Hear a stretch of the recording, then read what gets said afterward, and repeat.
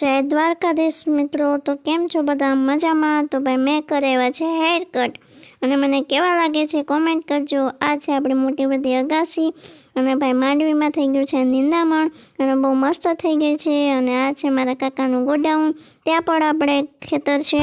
बहुत पैसा है अपने पास. તો ચાલો હવે આપણે જઈએ નીચે. અને ભાઈ આવું ટ્રેક્ટર કોના કરે છે અને તમારી બાજુ આ ટ્રેક્ટરને કયા નામથી ઓળખાય છે તે કોમેન્ટ કરજો. અને ભાઈ આપણે ફળિયામાં છે મોટો બધો લીમડો અને આ છે ભાઈ અમારું ફળિયું. અને ભાઈ ત્યાં હું ઘરમાં ગઈ તો તેજલ દીદી બનાવતા હતા રાખડી અને ભાઈ એને બહુ મસ્ત મસ્ત રાખડી બનાવેલી હતી. તો ચાલો તમને બતાવી પણ દઉં કઈ રાખડી બનાવેલી છે.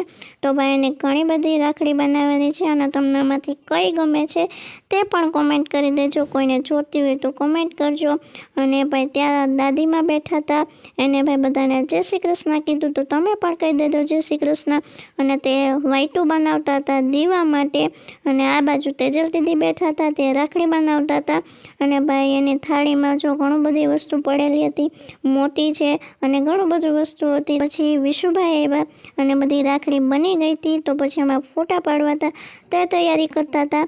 અને આર્યાબેન આવી, એ તો બુક લઈને આવી હતી અને એને ભાઈ જય શ્રી કૃષ્ણ કીધા જ નહીં, મારો પોપટ કરી નાખ્યો એને તો.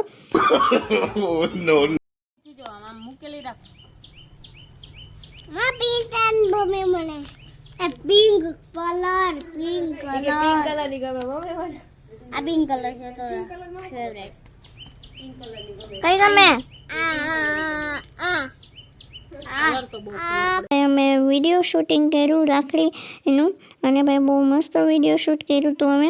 અને ભાઈ અમે વિડીયો શૂટ કરી લઈએ ત્યાં સુધીમાં તમે લાઇક, શેર અને કોમેન્ટ કરી દો અને સબસ્ક્રાઈબ કરવાનું ભૂલતા નહીં અને ફોલો કરી દેજો. તો થેન્ક યુ સો મચ.